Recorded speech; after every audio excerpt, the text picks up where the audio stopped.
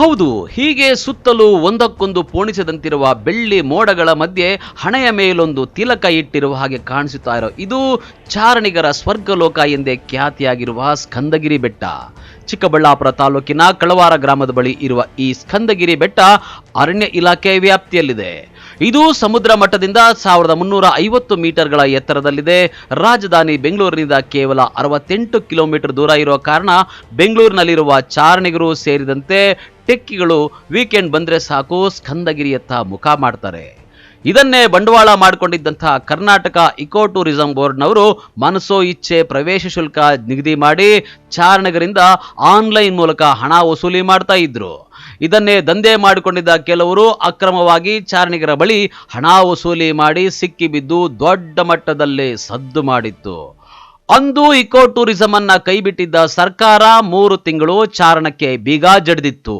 ಈಗ ಅರಣ್ಯ ಇಲಾಖೆಯೇ ಅರಣ್ಯ ವಿಹಾರ ಎಂಬ ಆಪ್ ಮೂಲಕ ಬುಕಿಂಗ್ ಮಾಡಿಕೊಂಡು ವೀಕ್ ಡೇಸ್ನಲ್ಲಿ ಬರುವ ಚಾರಣಿಗರಿಗೆ ಒಬ್ಬರಿಗೆ 250 ರೂಪಾಯಿ, ವಾರಾಂತ್ಯದಲ್ಲಿ ಬರುವಂತಹ ಚಾರಣಿಗರಿಗೆ 500 ರೂಪಾಯಿ ಹಣ ಪಡಿತಾ ಇದ್ದಾರೆ.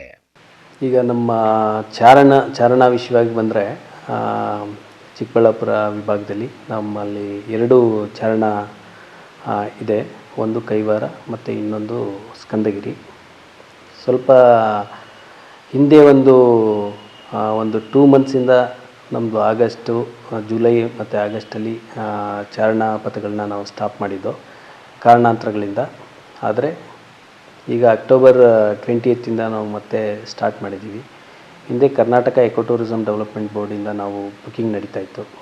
ಈಗ ನಮ್ಮ ಅರಣ್ಯ ಇಲಾಖೆಯಿಂದನೇ ನಾವು ಚಾರಣ ವ್ಯವಸ್ಥೆಯನ್ನು ಬುಕ್ಕಿಂಗ್ ಅರಣ್ಯ ವಿಹಾರ .com ಅಂತ ಇದೆ, ಅದರಲ್ಲಿ ಬುಕ್ಕಿಂಗನ್ನು ನಾವು ಓಪನ್ ಮಾಡಿದ್ದೀವಿ.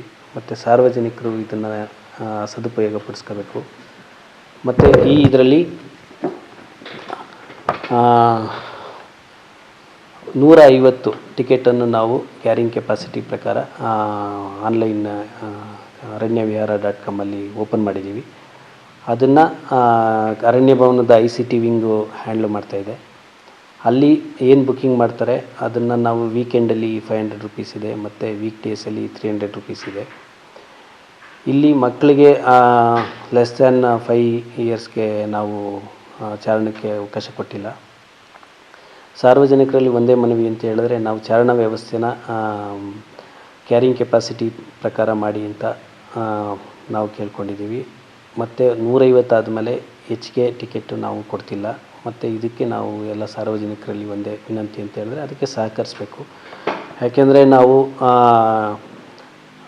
ಚಾರಣ ಬರುವಂಥವ್ರನ್ನೂ ಅವಕಾಶ ಕೊಟ್ಟು ಮತ್ತು ಅರಣ್ಯ ಮತ್ತು ವನ್ಯಪ್ರಾಣಿಗಳನ್ನು ಕಾಪಾಡಬೇಕಾದ ಗುರುತರವಾದ ಜವಾಬ್ದಾರಿ ನಮ್ಮ ಮೇಲಿದೆ. ಅದಕ್ಕೋಸ್ಕರ ಎರಡನ್ನೂ ನಾವು ಸರಿದೂಗಿಸ್ಕೊಂಡು ಹೋಗಬೇಕು. ಮತ್ತು ಚಾರಣಕ್ಕೆ ಬಂದವರು ಅರಣ್ಯ ಮತ್ತು ವನ್ಯಪ್ರಾಣಿಗಳ ಮೇಲೆ ವಿಶೇಷವಾದ ಪ್ರೀತಿ ತೋರಿಸಿ, ಕಾಳಜಿ ತೋರಿಸಿ ಅರಣ್ಯನ ಉಳಿಸ್ಬೇಕು, ಮತ್ತು ಅವರು ಚಾರಣನೂ ಮಾಡಬೇಕು ಅಂತ ನಾನು ಎಲ್ಲರಲ್ಲಿ ಕೇಳ್ಕೊತಾ ಇದ್ದೀನಿ.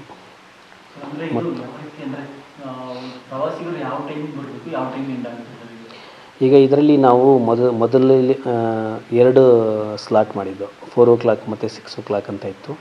ಈಗ ಅಟ್ ಪ್ರೆಸೆಂಟು ನಾವು ಬರೀ 6 o'clock ಮಾತ್ರ ನಾವು ಮಾಡಿದ್ದೀವಿ. 6 o'clock 150 ಮೆಂಬರ್ಸು. ಅದರಲ್ಲಿ ನಮ್ಮ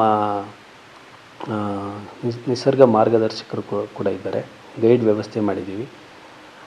ಅದರಲ್ಲಿ 6 o'clock ಅಪ್ ಟು 8 ಅಷ್ಟೇ ನಾವು ಬಿಡ್ತಾಯಿದ್ದೀವಿ. ಅದರಲ್ಲಿ ಈಗಾಗಲೇ ಒಂದೂವರೆ ತಿಂಗಳಿಂದ ಕಳೆದ 1.5 ತಿಂಗಳಿಂದ ಸಾಕಷ್ಟು ಜನರು ಕೂಡ ಇದನ್ನು ಉಪಯೋಗ ಪಡ್ಕೋತಾ ಇದ್ದಾರೆ, ಚಾರಣ ಮಾಡ್ತಿದ್ದಾರೆ. ಈಗ ನಮ್ಮಲ್ಲಿ ಕ್ಯಾರಿಂಗ್ ಕೆಪಾಸಿಟಿ ಪ್ರಕಾರ ಡೈಲಿ 150 ಟಿಕೆಟ್ಸ್ ಮಾತ್ರ ನಾವು ಬಿಟ್ಟಿದ್ದೀವಿ.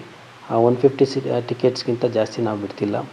ಮುಂದೆ ನಾವು ಇದೆಲ್ಲ ನೋಡಿಕೊಂಡು ಒಂದು ವ್ಯವಸ್ಥೆ ಸರಿಯಾಗಿ ಕಾರ್ಯನಿರ್ವಹಿಸಿದ ಮೇಲೆ ಮತ್ತೆ ಇನ್ನೊಂದು ಸ್ವಲ್ಪ ನಾವು ಹೆಚ್ಚಿಗೆ ಮಾಡುವಂಥ ಕೆಲಸಗಳನ್ನು ಕೂಡ ಮಾಡ್ತಿದ್ದೀವಿ.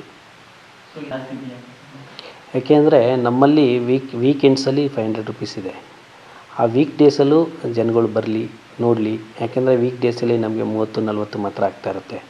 ಅದಕ್ಕೋಸ್ಕರ ವೀಕ್ ಡೇಸಲ್ಲೂ ನಾವು ಈ ಚಾರಣನ ಎಂಕರೇಜ್ ಮಾಡೋಕ್ಕೆ ನಾವು ಕಡಿಮೆ ಫೀಸ್ನ ಇಟ್ಟಿದ್ದೀವಿ. ಅದನ್ನು ವೀಕ್ ಡೇಸಲ್ಲೂ ಜಾಸ್ತಿ ಜನ 150 ಬರಲಿ ಅಂತ ನಾವು ಇದನ್ನು ನೋಡಿ, ಈ ಅರಣ್ಯ ಇಲಾಖೆಯವರು ಸ್ಕಂದಗಿರಿ ಪ್ರವಾಸಿ ತಾಣದಿಂದ ಅರಣ್ಯ ವಿಹಾರ ಆಪ್ ಮೂಲಕ ಚಾರಣಿಗರಿಂದ ತಿಂಗಳಿಗೆ ಲಕ್ಷಾಂತರ ರೂಪಾಯಿ ಆದಾಯ ಗಳಿಸ್ತಾ ಇದ್ರು. ಅಲ್ಲಿ ಕೆಲಸ ಮಾಡೋ ಗೈಡ್ಗಳಿಗೆ 3 ತಿಂಗಳಿಂದ, ವಾಚರ್ಗಳಿಗೆ 9 ತಿಂಗಳಿಂದ ಸಂಬಳ ಕೊಡದೆ ಸತಾಯಿಸ್ತಾ ಇದ್ದಾರೆ ಅನ್ನುವಂಥ ಆರೋಪ ಕೇಳಿಬಂದಿದೆ. ಹಗಲು ರಾತ್ರಿ ಎನ್ನದೆ ಮನೆ ಮಠ ಬಿಟ್ಟು ಬೆಟ್ಟಕ್ಕೆ ಚಾರಣಿಗರನ್ನ ಸುರಕ್ಷಿತವಾಗಿ ಕರೆದೊಯ್ದು ಕಷ್ಟಪಡುವ ಕೈಗಳಿಗೆ ವೇತನ ಕೊಡದೆ ಅರಣ್ಯ ಇಲಾಖೆ ಅಧಿಕಾರಿಗಳು ನಿರ್ಲಕ್ಷ್ಯ ವಹಿಸಿದ್ದಾರೆ ಅನ್ನೋ ಆರೋಪ ಕೇಳಿಬಂದಿದೆ. ವೇತನ ಕೇಳಿದ್ರೆ ನಾಳೆ ಆಗುತ್ತೆ, ನಾಳುದ್ದಾಗುತ್ತೆ ಅನ್ನೋ ಸಬೂ ಮಾತುಗಳನ್ನ ಹೇಳಿ ವಾಪಸ್ ಕಳಿಸ್ತಾ ಇದ್ದಾರಂತೆ.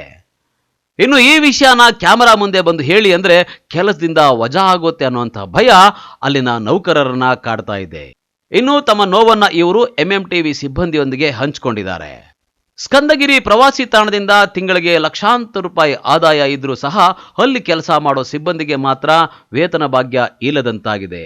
ಅದರಲ್ಲೂ ಅಲ್ಲಿಗೆ ಚಾರಣಿಗರಿಂದ ಹಣ ಪಡೆದು ಅವರಿಗೆ ಸಿಗಬೇಕಾದಂತಹ ಮೂಲಭೂತ ಸೌಕರ್ಯ, ಶೌಚಾಲಯ, ಕುಡಿಯುವ ನೀರಿನ ವ್ಯವಸ್ಥೆ ಇಲ್ಲದೆ ಪರದಾಡುವಂತಾಗಿದೆ.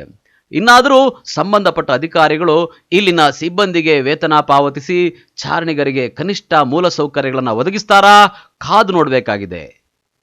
ಕ್ಯಾಮರಾಮನ್ ಪ್ರವೀಣ್ ಜೊತೆ ಕಳವಾರ ಅರುಣ್, ಎಂಎಂಟಿವಿ ನ್ಯೂಸ್, ಚಿಕ್ಕಬಳ್ಳಾಪುರ.